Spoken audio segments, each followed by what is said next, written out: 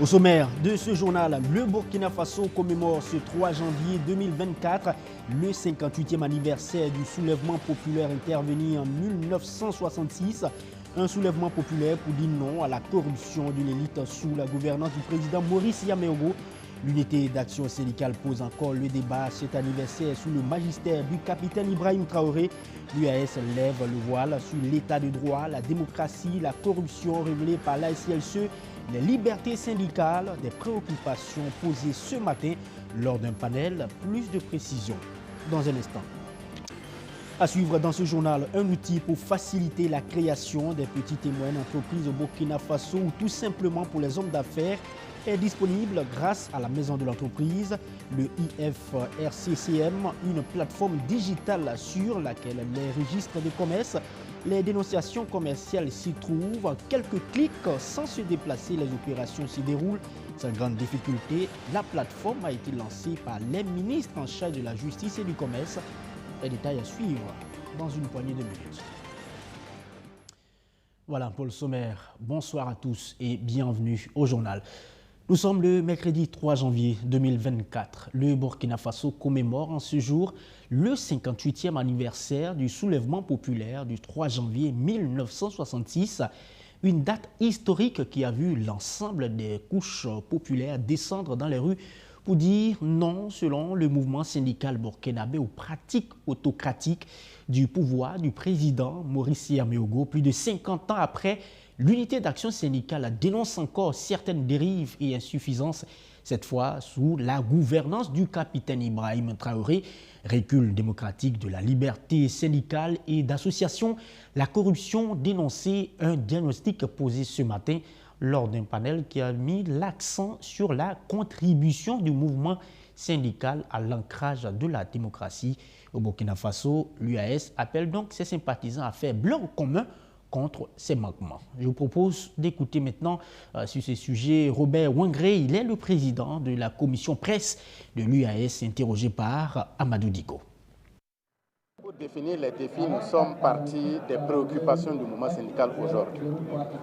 Et nous avons listé des préoccupations relatives notamment à l'insécurité, préoccupations relatives au code du travail, des préoccupations relatives aux atteintes aux libertés, au droit à l'information, à la liberté de manifestation et de réunion sur la voie publique, des préoccupations liées au code du travail, liées aux engagements que le gouvernement a pris avec le FMI dans le cadre d'un accord qu'ils ont eu avec le FMI. Et enfin, relativement à la justice, avec la révision constitutionnelle qui vient de s'opérer et qui, de notre point de vue, sonne le glas de l'état de droit dans notre pays. Nous avons lancé un appel aux responsables syndicaux, aux militants, aux travailleurs, pour qu'ils surmontent la peur qui est réelle aujourd'hui, pour dynamiser leur structure. Il faut qu'au niveau des services, au niveau des entreprises, les travailleurs puissent se réunir et qu'ils puissent engager la sensibilisation et la mobilisation des travailleurs pour renforcer leur structure et par là renforcer le mouvement syndical.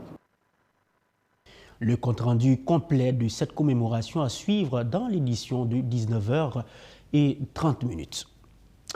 Je vous le disais à l'instant, si vous désirez avoir accès au registre de commerce ou du crédit immobilier, un outil numérique est mis en place pour faciliter cette opération. C'est la plateforme digitale IFNRCCM lancée par la maison de l'entreprise. Toute la démarche est menée en quelques clics via un smartphone ou un ordinateur portable.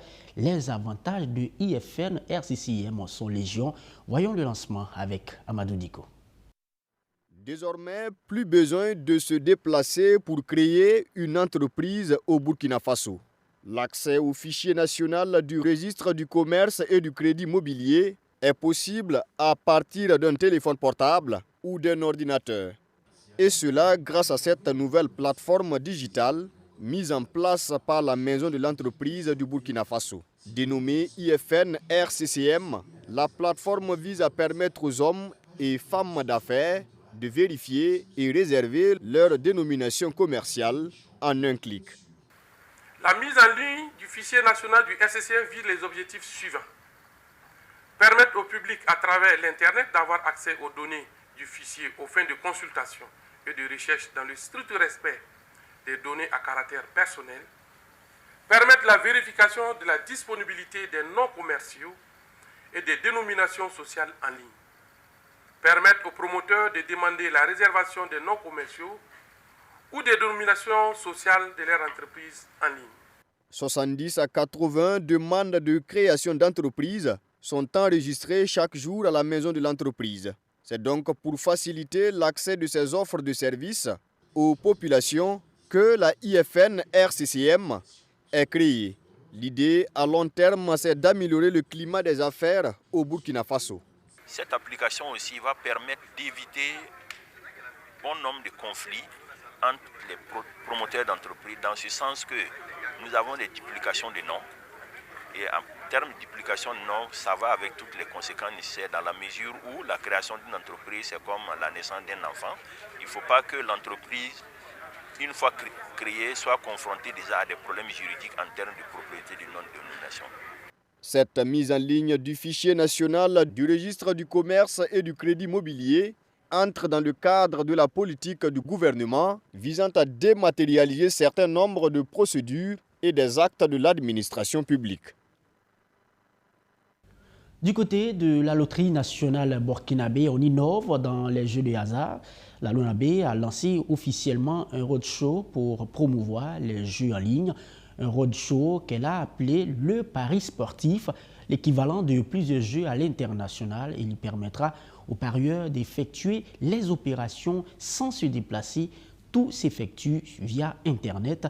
C'est ce que nous expliquent Bamori Ouattara et Romo Ekoita.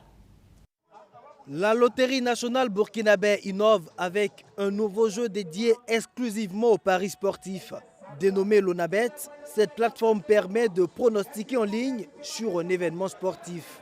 Plusieurs types de paris sont disponibles, dont le plus simple consiste à parier sur la victoire d'une équipe. Ce jeu répond à la modernisation des paris de la LONABé à travers un jeu sur les paris sportifs, toutes sortes de sports, qui permettra aux parieurs de profiter du digital pour engager beaucoup plus de gains, qui rapprochera nos produits, le premier qui est le pari sportif, et bien d'autres de la clientèle. Ce produit offre de nombreux avantages aux parieurs, selon les initiateurs. Il leur permet par exemple de tenter leur chance au jeu du hasard sans se déplacer. Vous savez que la LONABé a pour slogan « Les lots aux gagnants, les bénéfices à la nation ». Donc de part et d'autre, ce jeu ne fait qu'apporter un plus à ce que la LONABé fait déjà. Maintenant, pour la clientèle, j'ajoute ça, c'est rapprocher le produit de la clientèle dans la mesure où, vous voyez, il y a des distances, il y a des problèmes de déplacement, etc. Avec ce jeu et plein d'autres que la LONABé mettra sur le marché, le client n'aura plus besoin de se déplacer loin pour jouer. Téléchargeable sur Play Store, le pari sportif, c'est aussi une large gamme de jeux. Les parieurs pourront désormais miser sur plus de 100 jeux pour tenter de remporter de nombreux lots. Voilà, c'était donc un reportage de Bamori Traoré et de Roméo Koïta. La Fédération des associations islamiques du Burkina a désormais un nouveau président. Son nom, Cheikh Sidi Mohamed Maïga II. Eh bien, c'est lui qui va présider aux destinées de la FIB pendant une année. Cheikh Sidi Mohamed Maïga II succède ainsi à El Hadji Oumarou Zungrana. La passation de service est intervenue le dimanche dernier sous le regard de Joseph Stéphanie Ouattara et Archimède Boy. Le 18e président du Présidium de la Fédération des associations islamiques du Burkina Faso, FIB, est Cheikh Sidi Mohamed Maïga II. Ce 31 décembre, il reçoit ici les attributs de la fêtière des associations islamiques pour un mandat d'1 an, notamment le Coran, symbole d'orientation, et les textes réglementaires de la structure. Puis, place à la signature pour sceller son mandat. Cheikh Sidi Mohamed Maïga II cumule désormais la présidence du mouvement Tidjaniya et celle de la FIB. Il sollicite l'accompagnement de son prédécesseur et de l'ensemble des musulmans pour son mandat. Et je pense qu'avec l'appui de mes prédécesseurs, Inch'Allah, nous allons voir les grands jours. Donc, avec le président sortant, Alaï Omar Kwanda, Alaï Omar Zungrana, ainsi qu'Alaï Moussa Kwanda, vous venez d'entendre ce qu'ils ont évoqué tout de suite. Ils ont rassuré qu'Inch'Allah, ils seraient à mes côtés pour qu'on puisse évoluer ensemble dans l'intérêt de tout un chacun. Sa demande est reçue 5 sur 5 par son prédécesseur qui s'engage à être un appui pour lui durant ce mandat. Nous pensons qu'avec Dr Sidi Mohamed, nous serons toujours à côté de lui pour l'appuyer. Parce que c'est un travail de l'islam comme ce que lui-même l'avait dit. Donc ça ne veut pas dire que nous, on ne va plus l'assister. On l'assiste au cours des audiences, au cours des réunions. En tout cas, vraiment, on le félicite beaucoup. Et nous pensons que c'est la personne, en tout cas, que nous faisons beaucoup confiance. C'est la personne qui pourra, en tout cas, gérer le présidium de la fédération. Et vraiment, nous lui faisons des doigts qu'Allah l'accompagne et l'assiste dans son lourd tasse. Par ailleurs, la FAIB regroupe plus de 300 associations islamiques et est présidée par rotation entre 4 grandes entités, à savoir la communauté musulmane du Burkina Faso, le mouvement sunnite, le mouvement Tidjania et la communauté Ittihad. Je vous envoie à présent dans le sud-ouest du Burkina Faso pour communier avec le peuple Bilifort à l'initiative de l'association Sisonta pour le développement de Nicéo, Elele et Mikboli. Il s'est tenu donc la première édition de ces 72 heures, 3 jours de promotion des valeurs culturelles endogènes, de cohésion sociale, de l'entraide et du savoir-faire artistique du peuple Bilifort. Ces festivités ont été suivies par nos reporters Salomon Tapsoba et Soto Justin Dabiré. Des pas de danse traditionnels du peuple Bilifort, un marché de mets locaux, un match de football et des enveloppes pour récompenser les meilleurs archers. Ce sont là les activités marquant les 72 heures de l'association Sisonta pour le développement de Nicéo, Elele et Milpo. Des activités culturelles qui visent à faire revivre les valeurs ancestrales en voie de disparition. Il y a un certain nombre d'activités qui ne se déroulaient plus dans nos villages. Ce sont surtout les activités de tir à l'arc. Ce sont également la danse traditionnelle Kouor, qui est une fête populaire qui généralement se fait après les récoltes. Mais malheureusement, pour des raisons d'ordre social, les difficultés que les gens vivent, ils n'arrivent plus à célébrer ces activités-là. Et nous avons mis ces journées à profit pour pouvoir donc manifester, mobiliser les gens, mobiliser toute la population de ces 3 villages, et également des villages environnants, et pour pouvoir donc conduire ces activités d'ordre socio-culturel et sportif. J'ai vu des choses qu'on avait laissées et maintenant on veut réveiller ça. On a vu tir à l'arc. Les vieux on va laisser, les jeunes même, nous, tout le monde a laissé, même nous tous on a laissé.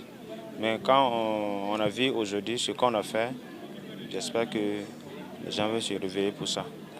Les 72 heures de l'association Sisonta pour le développement de Nicéo, Elele et Mikpo se sont tenues sous le thème « La cohésion sociale et le développement endogène au profit de Nicéo, Elele et Mikpo ». Quelle perspective! Ce sont des initiatives locales qu'il faut encourager, dans ce sens que ça en tout cas, permet en tout cas, d'assurer la mobilisation sociale au niveau local autour du développement et des questions en tout cas d'actualité de notre pays. Nous pensons qu'en tant que fils de la localité, il est de notre devoir d'accompagner toute initiative qui va dans le sens du bien-être des populations. C'est une initiative donc, qui va dans le sens donc, de la cohésion. Et la cohésion, comme vous le savez, qui est aujourd'hui quelque chose de très cher à notre pays. Cette première édition des 72 heures de l'association Sinsonta pour le développement de Niseo, Elele et Mikupo a connu la participation effective des ressortissants vivant à l'extérieur des 3 villages membres de l'association. Au cours de ces 72 heures, l'association a pu collecter des vivres et des fonds pour contribuer à l'effort de paix. Dans l'actualité africaine, les États-Unis ont officiellement exclu l'Ouganda, le Niger, le Gabon et la Centrafrique de l'AGOA, qui est l'African Growth and Opportunity Act, un programme qui permet à plus de 6000 produits africains d'entrer sur le marché américain sans droit de douane. Pour le cas de l'Ouganda, c'est suite à la loi adoptée contre les homosexuels. Les États-Unis parlent de violation des droits humains. Le président Yoweri Museveni avait appelé lui à son tour à lapider tous les couples de même sexe dans son pays, car c'est un acte contre nature. Toutes les explications avec nos confrères d'Africa News. Les États-Unis ont officiellement exclu l'Ouganda et 3 autres pays africains des bénéficiaires de l'African Growth and Opportunity Act, l'AGOA. Ce texte sur la croissance et les possibilités économiques en Afrique, qui existe depuis 23 ans, permet l'accès de plus de 6000 produits africains au marché américain sans droit de douane. Washington a annoncé exclure l'Ouganda en raison de violations des droits humains liées à la loi anti-homosexualité adoptée en mai. En novembre dernier, le président Yoweri Museveni avait minimisé l'exclusion de son pays de cet accord. Le président ougandais avait déclaré que les États-Unis surestimaient leur importance pour l'Afrique et que les pressions extérieures envers les Africains devaient être rejetées. Comme l'Ouganda, le Niger, le Gabon et la Centrafrique ont également été retirés du programme par l'administration Biden. L'AGOA doit expirer en 2025, mais des discussions sont déjà en cours pour son éventuelle prorogation.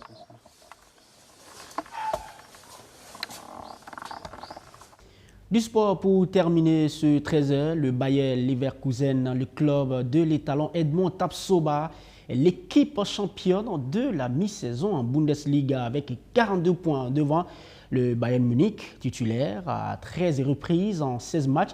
Tapsoba est un élément clé dans le dispositif de Xavi Alonso. Annoncé sur le départ pendant le mercato prochain, Tapsoba est donc finalement resté en Allemagne. Quelles sont donc les motivations de ce choix et ses ambitions avec son club? Madi Zongo et Maxime Ilboudo nous en parlent dans cet élément. Edmond Tapsoba fait partie des piliers du Bayer Leverkusen en Bundesliga. Équipe championne de la mi-saison avec 42 points devant le Bayern de Munich avec 38 points. Les hommes de Xavi Alonso en 16 matchs comptent 13 victoires, 3 nuls et 0 défaites. Une telle performance n'est pas le fait du hasard.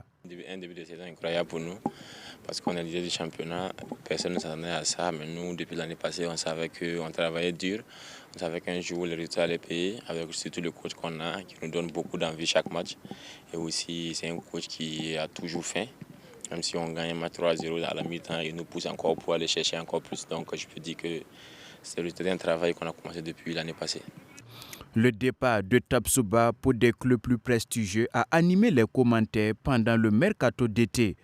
Edmond Tapsoba a choisi de rester en Allemagne et pour cause. Ouais, je me suis dit que ce n'était pas le bon moment propice pour moi de partir parce que je savais que j'allais continuer à apprendre aux côtés de Xavi, qui est vraiment une légende du football. Et aussi, le club a misé beaucoup sur moi. Ils avaient un long projet pour moi, donc j'ai bien aimé ce projet. Ils voulaient construire une équipe, une jeune équipe, et aussi avoir beaucoup d'ambition que les années précédentes. Donc je peux dire que c'était un bon choix de ma part, vu qu'on est leader du championnat dans la première partie du championnat. Donc je peux dire que c'est à nous maintenant de continuer à travailler aussi chaque jour pour avoir ces résultats. Ça ne dépend pas de nous, ça dépend aussi des Leverkusen qui envisagent aussi de faire une très grande équipe parce que vous avez vu, ils sont premiers de Bundesliga, mais actuellement on est invité partout pour discuter avec des grands clubs parce que ce poste est recherché aujourd'hui avec la façon qu'Edmond joue et il n'y a pas beaucoup de défenseurs qui jouent avec ces qualités de relance.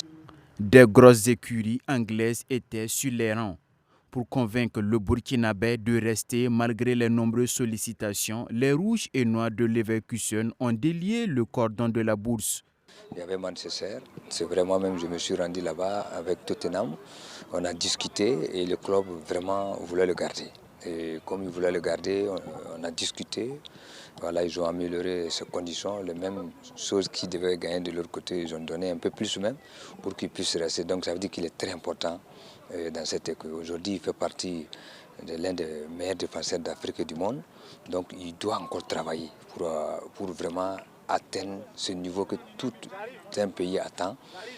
Un jour, pourquoi pas, un ballon d'or, quoi. Le défenseur central burkinabé a joué 14 matchs sur 16, dont 13 fois titulaire, avec un temps de jeu de 1706 minutes. Il a reçu seulement 3 cartons jaunes et n'a jamais été expulsé. Voilà, madame, monsieur, vous faites toujours bien de nous suivre. C'est la fin de ce journal. Merci à vous tous de l'avoir suivi. Je vous retrouve demain à 13h pour notre session d'information. Restez avec nous, les programmes se poursuivent sur BF1. Je vous salue. Très bel après-midi.